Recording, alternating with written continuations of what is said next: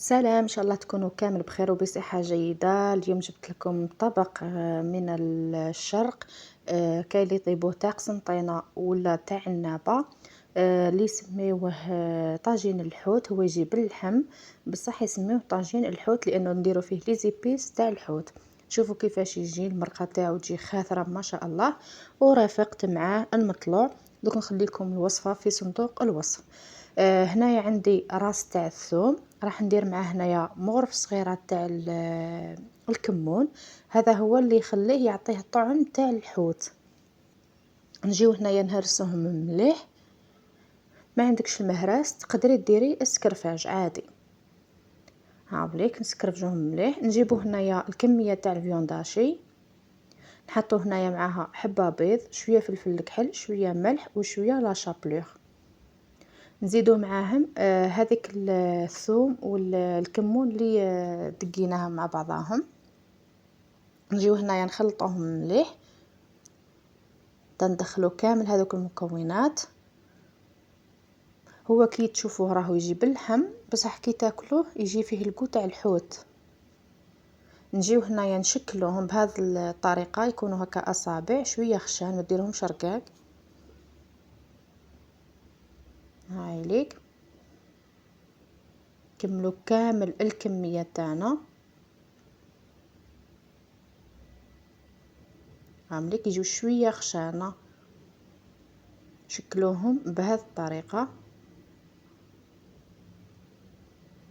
هنايا نكملوا كامل هذوك الكميه اللي عندنا. واش نديروا بعدا؟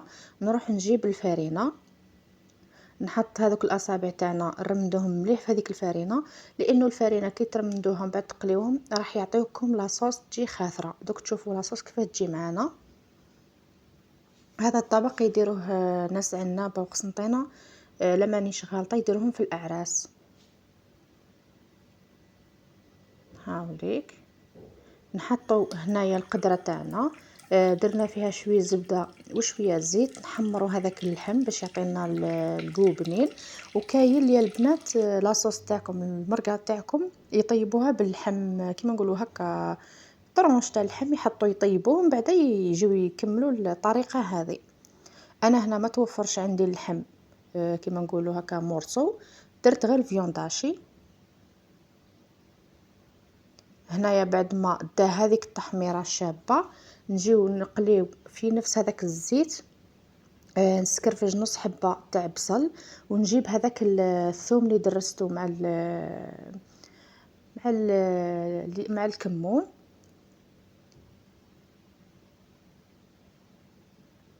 نزيدو هنايا بعد ما يتقلى لي مليح هذاك البصل والثوم والكمون، نزيدو عليهم هنايا طماطم مصبره هكا في قسم 2 مغارف كبار.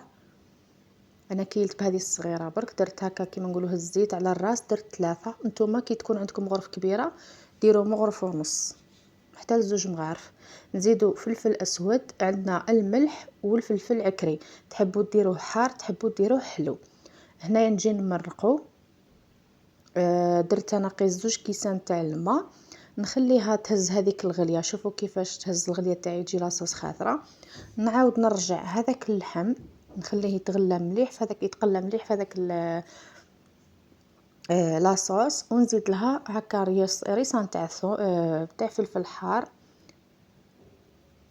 كيما راكم تشوفوا. نقفل عليها قيس 5 دقائق برك ونرجع لها. شوفوا كيفاش تحصلنا على صوص ما شاء الله، جات تشهي البنات.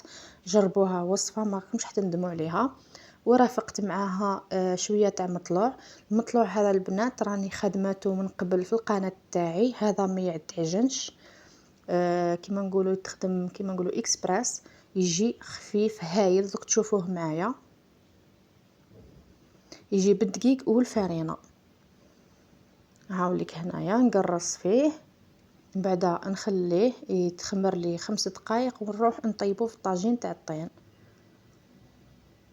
هذه الوصفه خاصه للمبتدئات راح تنجحوا في المطلوع. واش نقول لكم البنات، شوفوا كيفاش جا هايل. وهاوليك الطبق تاعنا في طبق التقديم. شوفوا كيفاش جات لاصوص هايله، رافقتها مع شويه تاع دبشه والقارص. هايليك ودرت معاها هذاك المطلوع اللي وريته لكم قبيلت. وصفة رائعة، ماهيش فندامة البنات كي تجربوها. وما بقى لي في الأخير إلا نقول لكم تبقاو على خير، نلتقي في وصفة أخرى.